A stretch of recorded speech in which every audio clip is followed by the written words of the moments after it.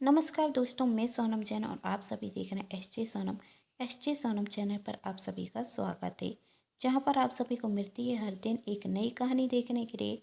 और आज की कहानी है साथी कोई खेल नहीं, भाग 5। यदि आप सभी को ये कहानी पसंद आए तो चैनल को सब्सक्राइब कर लीजिएगा और पास में जो बेल आइकन का बटन है उसे ज़रूर प्रेस कर दीजिएगा, क्योंकि उसी से आप सभी को मिलेंगी मेरी आने वाली हर कहानी की नोटिफिकेशन। और कहानी पसंद आने पर वीडियो को भी लाइक जरूर कर दीजिएगा, क्योंकि जब आप करते हैं वीडियो को लाइक तो मुझे मिलती है नई नई कहानियाँ लिखने के लिए प्रेरणा। तो चलिए कहानी शुरू करते हैं। पंखुड़ी समीर से कहती, समीर तुमने मुझे फोर्स किया इसलिए मैंने तुम्हें प्रतिज्ञा की सारी सच्चाई बताई, लेकिन प्लीज़ तुम अब प्रतिज्ञा से कुछ मत कहना, वरना उसे लगेगा कि मैं उसके खिलाफ तुम्हें भड़का रही हूँ। और वैसे भी अब प्रतिज्ञा सुधर चुकी है, शायद वह इतनी रात तक पाइती भी नहीं करती है, ऐसा मामी जी कह रही थी, लेकिन मैं यकीन से नहीं कह सकती। पंखुड़ी प्रतिज्ञा के बारे में बहुत कुछ कह रही थी और समीर सब कुछ शांति से सुन रहा था। तभी समीर बोला, पंखुड़ी अब बस भी करो, और कितना झूठ बोलोगी। पंखुड़ी कहती, समीर एक तो तुमने ही मुझसे कहा कि प्रतिज्ञा के बारे में बताओ, और अब तुम मुझसे कह रहे हो कि मैं झूठ बोल रही हूँ। आखिर मुझे झूठ बोलकर क्या मिलेगा। तभी समीर कहता, प्रेम अंकर जानती हो कौन है? प्रेम अंकर वही हैं जो मेरे लिए प्रतिज्ञा का रिश्ता लेकर आए थे। प्रेम अंकर मेरे पापा के एक अच्छे दोस्त हैं और हमारे फैमिली मेंबर ही जैसे हैं। वह मुझे अपना बेटा मानते हैं और उन्होंने ही मेरे माता पिता को बताया है कि प्रतिज्ञा एक अच्छी लड़की है। और सिर्फ इतना ही नहीं, प्रेम अंकर की बेटी निस्सी प्रतिज्ञा की अच्छी दोस्त भी है, क्योंकि वही दोनों एक ही कॉलेज में एक ही क्लास में एक साथ पढ़ते थे। और उसने मुझे प्रतिज्ञा के बारे में सब कुछ बताया है। उसने मुझसे कहा है कि प्रतिज्ञा उन लड़कियों में से है जो अनजान लोगों से ज़्यादा बोलना पसंद नहीं करती। प्रतिज्ञा एक शांत स्वभाव की लड़की है और पढ़ाई में तो बहुत होशियार थी, इसलिए प्रतिज्ञा के माता पिता ने उसे कभी भी रोका नहीं। और तुम कह रही हो कि उसका घर से निकलना बंद करवा दिया था। प्रतिज्ञा हर दिन निश्चित समय कॉलेज जाती थी, यहाँ तक कि उसने तो अपना कॉलेज भी टॉप किया। और आप कह रही हो कि वह पढ़ाई के बहाने पार्टी में जाती थी। और आप क्या कह रही थी कि प्रतिज्ञा किसी और से प्यार करती है और वह किसी और से शादी करना चाहती है। प्यार तो छोड़िए, प्रतिज्ञा की किसी लड़के से दोस्ती तक नहीं है। और आप कह रही हैं कि वह पार्टी में जाती है। उसने तो मुझसे खुद कहा था जब पहली बार मैं उसे देखने के लिए गया था कि उसे इन सब चीज़ों से नफरत है। आप प्रतिज्ञा की बड़ी बहन है, इसलिए मैं अभी तक आपकी बातें सुन रहा था, वरना कोई मेरे सामने प्रतिज्ञा की बुराई करे और मैं शांति से सुनता रहूं, यह हो ही नहीं सकता, क्योंकि मैं प्रतिज्ञा को समझ चुका हूं और अब हम दोनों की बहुत जल्द शादी होने वाली है। और यदि आप सोचती हैं कि आपकी फालतू की बातों की वजह से मैं प्रतिज्ञा से शादी करने से मना कर दूंगा, तो आप गलत सोचती हैं, क्योंकि अब मैं प्रतिज्ञा को पसंद करने रखा हूँ, उससे प्यार करने रखा हूँ और मैंने उसे अपना जीवन साथी चुनने का फैसला ले लिया है। और अब मैं पीछे नहीं हटूंगा, किसी के भी कहने पर नहीं, आपके भी नहीं। मैंने तो आपसे सिर्फ इसलिए कहा था प्रतिज्ञा का अतीत बताने के लिए कि मैं देखना चाहता था कि आप शादी तोड़ने के लिए कितने झूठ बोल सकती हैं, क्योंकि जब मैं पहली बार आपसे सगाई में मिला था तभी मुझे आपके इरादे समझ में आ गए थे। मैंने प्रतिज्ञा से पूछा भी था, क्या तुम्हारी बड़ी बहन को इस शादी से कोई परेशानी है?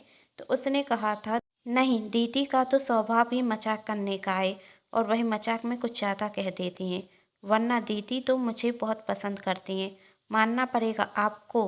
मैंने प्रतिज्ञा से पूछा तो उसने आपकी बुराई में एक शब्द नहीं कहा, जबकि प्रतिज्ञा भी आपका असली चेहरा तो अच्छे से जानती होगी, क्योंकि कोशिश तो आपने प्रतिज्ञा को भड़काने की भी की होगी, लेकिन उसने आपको हमेशा अपनी बड़ी बहन समझा, इसलिए आपके खिलाफ एक शब्द नहीं कहा, जबकि आप उसकी ज़िंदगी बर्बाद करने के लिए चली आई।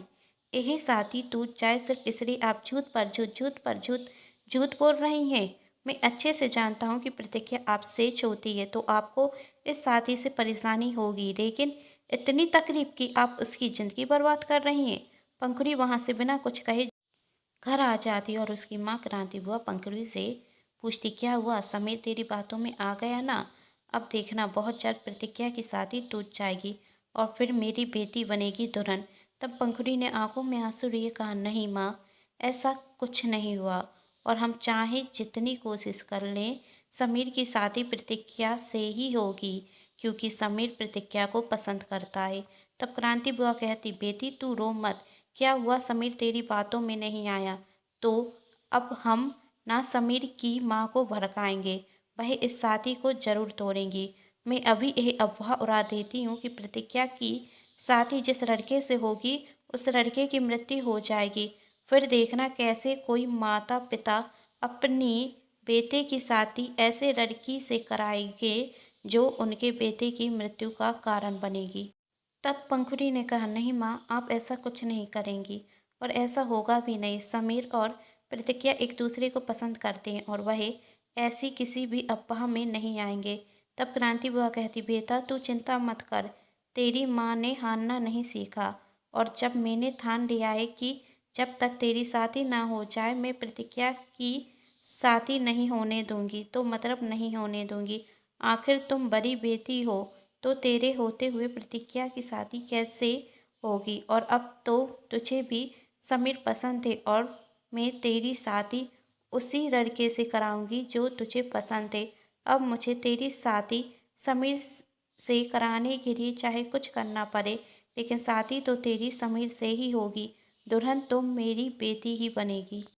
तब पंखुड़ी ने कहा, माँ मैं दुल्हन जरूर बनूंगी, लेकिन क्या दुल्हन बनने के लिए क्या प्रतिज्ञा की शादी तोड़ना जरूरी है।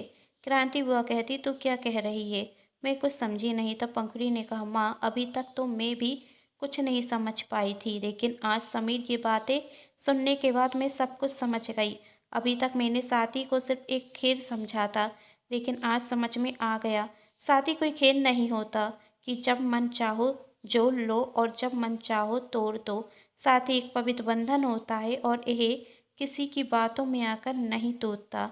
समीर प्रतिज्ञा की अभी शादी भी नहीं हुई, लेकिन दोनों को एक दूसरे पर इतना भरोसा है कि मेरे और आपके बहकाने से भी यह रिश्ता नहीं टूटा। और सच्चा जीवन साथी वही होता है जो अपने जीवन साथी पर विश्वास रखे। मैंने प्रतिज्ञा को भी समीर के खिलाफ भड़काया है, लेकिन प्रतिज्ञा ने मेरी कोई बात नहीं मानी और समीर को आज मैंने प्रतिज्ञा के खिलाफ इतना भड़काया कि विश्वास टूट ही जाता, लेकिन समीर का विश्वास तो तकमकाया भी नहीं। उसे प्रतिज्ञा पर पूरा विश्वास है। आखिर इसका कारण क्या है माँ। मैं रास्ते में यही सोच रही थी और फिर मुझे महसूस हुआ कि यही प्यार है, यही भरोसा है जो किसी के कहने से टूटता नहीं। और मैं समीर को पसंद करती हूँ, यह सच नहीं है माँ, मैंने कभी समीर को पसंद किया ही नहीं। यह तो मेरी प्रतिज्ञा के प्रति जलन थी। प्रतिज्ञा की शादी मुझसे पहले हो रही है और प्रतिज्ञा की जिस लड़के से शादी हो रही है उसकी सब बहुत तारीफ कर रहे हैं। मुझसे समीर की तारीफ सुनी नहीं जा रही थी। यह सोचकर कि प्रतिज्ञा को इतना अच्छा लड़का मिल गया और मुझे अभी तक इतना अच्छा लड़का क्यों नहीं मिला।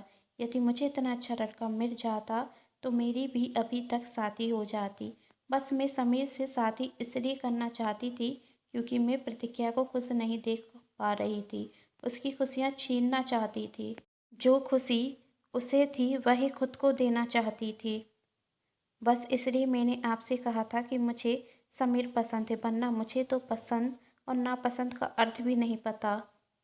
हे माँ, मैंने कभी शादी का सही अर्थ ही नहीं समझा। मुझे तो शादी खेल रखने रखा। जो भी लड़का मुझे देखने के लिए आता था मैं उसमें 1000 कमी निकाल देती थी। मुझे खुद पर इतना घमंड था कि अभी तक मुझे कोई भी लड़का अपने लायक ही नहीं रखा। पापा भी तो मेरे लिए एक से बढ़कर एक रिश्ता लेकर आए, लेकिन मैंने हर किसी का अपमान किया, लेकिन समीर और प्रतिज्ञा ने ऐसा नहीं किया। इसलिए आज वही खुश हैं और अपनी नई जिंदगी की शुरुआत करने जा रहे हैं और अपने बच्चों की खुशी के लिए मामा जी मामी जी ने हमें यहाँ पर बुलाया है और हम अपनी जलन में उनकी खुशी ही भंग करने लग गए। मामा मामी ने तो हमें यहाँ पर अपना समझकर बुलाया है और हम उनसे दुश्मनी निभाने लग गए। इसमें मामा जी की भी क्या गलती कि मेरी अभी तक शादी नहीं हुई, जबकि इसकी वजह मैं खुद हूँ। इसलिए मैं कह रही हूँ कि मैं दुल्हन ज़रूर बनूँगी, लेकिन समीर की नहीं, क्योंकि समीर सिर्फ और सिर्फ प्रतिज्ञा के लिए बना है और मेरा जीवन साथी भगवान ने किसी और को चुना होगा। पंखुड़ी को अपनी गलती का एहसास होता और साथ में क्रांति बुआ को भी। यह सब कुछ बाहर खड़ी हुई प्रतिज्ञा भी सुन लेती और वही अंदर आकर पंखुड़ी से कहती कि अब मैं जब तक शादी नहीं करूँगी जब तक आपके लिए भी एक परफेक्ट जीवन साथी ना मिल जाए। तब पंखुड़ी ने कहा, पगड़ी, मेरे लिए तो भगवान बहुत जल्द एक अच्छा जीवन साथी भेज देंगे, लेकिन मेरी वजह से तुम और समीर ज़्यादा दिनों तक दूर क्यों रहो? और अब मेरी खुशी तुम दोनों की शादी में ही है। तो यह सब बातें छोड़ो और अपनी शादी की तैयारियां करो। खुशी खुशी। शादी का मुहूर्त 1 महीने बाद का निकला हुआ था और 1 महीने बाद प्रतिज्ञा और समीर की शादी हो जाती, जिसमें सारा परिवार खुश था। और खुशी की बात यह भी थी कि उस शादी में पंखुड़ी को भी अपना जीवन साथी मिल गया। तो दोस्तों, आप सभी की इस कहानी के बारे में क्या राय है? नीचे कमेंट बॉक्स में ज़रूर बताइएगा। कहानी पसंद आई हो तो अपनों के साथ शेयर कर दीजिएगा और वीडियो को लाइक करना बिल्कुल ना भूलें, क्योंकि आप जानते हैं जब आप करते हैं वीडियो को लाइक तो मुझे मिलती है नई नई कहानियाँ लिखने के लिए प्रेरणा। और हाँ, अभी तक आप सभी ने चैनल तो सब्सक्राइब कर ही लिया होगा। Thanks for watching.